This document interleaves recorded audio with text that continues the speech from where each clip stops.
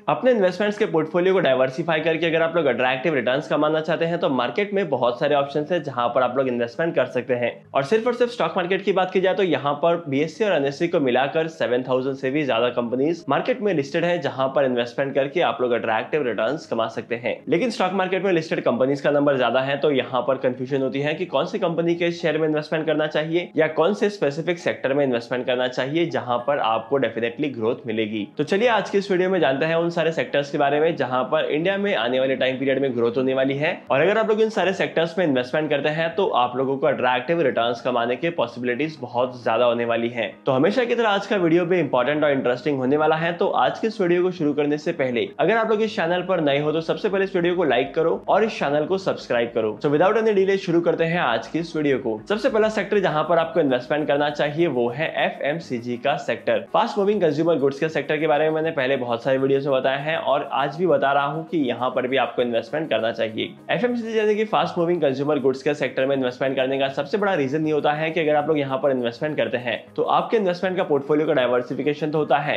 लेकिन यहां पर अगर आप लोग इन कंपनीज के शेयर्स की ग्रोथ को देखेंगे तो इन कंपनीज के शेयर की ग्रोथ काफी सस्टेनेबल होती है। अगर मार्केट क्रैश भी करता है, मार्केट में नेगेटिव कंडीशन भी आती है, तब भी यहां पर इन कंपनीज में आपको लॉसेस कभी नहीं दिखाई देंगे। थोड़ा बहुत कंपनी के लॉसेस में डाउनफॉल दिखाई देगा लेकिन कंपनी ओवरऑल प्रॉफिटेबल ही होगी, क्योंकि फास्ट मूविंग कंज्यूमर गुड्स एक ऐसा सेक्टर है जहां पर इसके प्रोडक्ट की डिमांड लगातार बढ़ते जाती है और इस सेक्टर की कंपनीज के जो प्रोडक्ट हैं वो एसेंशियल कैटेगरी में आते हैं। अगर मार्केट की कंडीशन कैसे भी हो, मार्केट कितना भी ज्यादा गिर रहा हो, लेकिन यहाँ पर आपको पॉजिटिव रिटर्न्स दिखाई देंगे। अगर आप लोग इंडियन स्टॉक मार्केट के एफएमसीजी के इंडेक्स को देखेंगे तो यहाँ पर इसकी वैल्यू लगातार ग्रो करते जा रही है। इसके बाद सेकंड बेस्ट सेक्टर जहां पर आप इन्वेस्टमेंट कर सकते हैं वो है इलेक्ट्रिक व्हीकल्स का। करंटली मार्केट में इलेक्ट्रिक व्हीकल्स को बहुत ही ज्यादा बूम दिया जा रहा है और यहाँ पर इलेक्ट्रिक व्हीकल्स का इस्तेमाल करने के लिए लोगों को एनकरेज भी किया जा रहा है। अगर आप लोग करंटली देखेंगे तो करंटली मार्केट में जितने भी इलेक्ट्रिक व्हीकल्स मैन्युफैक्चरर कंपनीज हैं, इलेक्ट्रिक व्हीकल्स के सेगमेंट में काम करने वाली कंपनीज है, जैसे कि बैटरी प्रोडक्शन कंपनी है। अब एग्जांपल के तौर पर बात की जाए तो यहाँ पर बहुत सारी पावर कंपनीज हैं, यहाँ पर बहुत सारे सेमीकंडक्टर को मैन्युफैक्चर करने वाली कंपनीज है, बैटरी प्रोड्यूस करने वाली कंपनी है और इसी के साथ साथ ग्रीन एनर्जी के सेक्टर के भी बहुत सारे शेयर्स यहाँ पर आते हैं। और अगर आप लोग ऑटोमोबाइल की इंडस्ट्री को भी देखेंगे तो ऑटोमोबाइल की इंडस्ट्री में इलेक्ट्रिक व्हीकल्स के आने के बाद से बहुत ही ज्यादा बूम आया है और यहाँ पर अपने इन्वेस्टर्स को ऑटोमोबाइल के शेयर ने भी काफी अट्रैक्टिव रिटर्न्स दिए हैं। और करंटली आपको जितनी ग्रोथ इलेक्ट्रिक व्हीकल्स में दिखाई दे रही है ये तो बस शुरुआत है। आने वाले टाइम पीरियड में इलेक्ट्रिक व्हीकल्स की ग्रोथ और भी ज्यादा होगी और इलेक्ट्रिक व्हीकल्स की ग्रोथ ज्यादा होने की वजह से अगर आप लोग इलेक्ट्रिक व्हीकल्स के शेयर में इन्वेस्टमेंट करते हैं तब भी यहाँ पर आपको अट्रैक्टिव रिटर्न्स कमाने को मिलेंगे।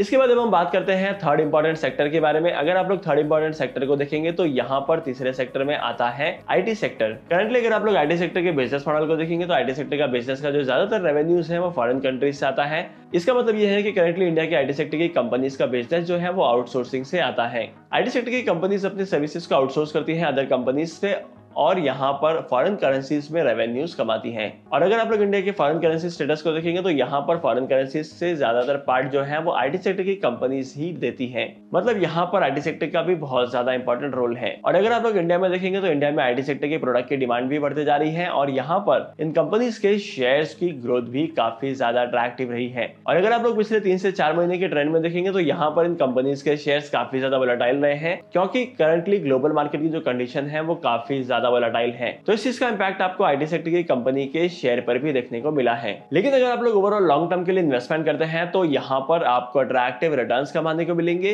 प्लस फ्यूचर में आपके इन्वेस्टमेंट के पोर्टफोलियो का डाइवर्सिफिकेशन भी होगा। इंडियन स्टॉक मार्केट में इन्वेस्टमेंट करने के लिए फोर्थ इंपॉर्टेंट सेक्टर आता है फाइनेंशियल सर्विस सेक्टर। अगर आप लोग फाइनेंशियल सर्विस सेक्टर को देखेंगे तो यहाँ पर बहुत सारी कंपनीज आती है जो कि फाइनेंस रिलेटेड काम करती है। बहुत सारे बैंक्स है, बहुत सारे एनबीएफसीज है और इसके अलावा बहुत सारे ऐसी पार्टीज है जो फाइनेंस सेक्टर में काम करती है या फाइनेंस सेक्टर के साथ इंटीग्रेट होकर काम करती हैं। लेकिन अगर आप लोग इन फाइनेंशियल सेक्टर में इन्वेस्टमेंट करते हैं तो आपका पर्सपेक्टिव लॉन्ग टर्म के लिए ही होना चाहिए, क्योंकि अगर आप लोग शॉर्ट टर्म के लिए इन्वेस्टमेंट करते हैं तो शॉर्ट टर्म में आपको इतनी ज्यादा ग्रोथ दिखाई नहीं देगी। लॉन्ग टर्म में ही आपको इन्वेस्टमेंट करना पड़ेगा अगर आप लोग इन कंपनीज के शेयर से अट्रैक्टिव रिटर्न्स कमाना चाहते हैं। तो अगर आप लोग इस सेक्टर की ग्रोथ को देखेंगे तो इस सेक्टर की ग्रोथ फिनोमिनल रही है और मार्केट के बहुत सारे ऐसे एनालिस्ट हैं जो कहते हैं कि आने वाले टाइम पीरियड में भी इस सेक्टर के शेयर की ग्रोथ होगी। तो डेफिनेटली आपको इन्वेस्टमेंट करने से पहले इस सेक्टर के बारे में भी पता होना चाहिए। और last but not the list, आप लोग इन्वेस्टमेंट कर सकते हैं फार्मा सेक्टर में। करंटली अगर आप लोग मार्केट में देखेंगे तो मार्केट में हॉस्पिटैलिटी सर्विसेज की डिमांड बढ़ते जा रही है, मार्केट में मेडिसिन की डिमांड बढ़ते जा रही है और डॉक्टर्स की सर्विसेज की डिमांड बढ़ते जा रही है। और अगर आप लोग कोविड-19 पैंडेमिक के बाद से देखेंगे तो कोविड-19 पैंडेमिक के बाद से फार्मा सेक्टर के शेयर्स काफी तेजी से ग्रो कर चुके हैं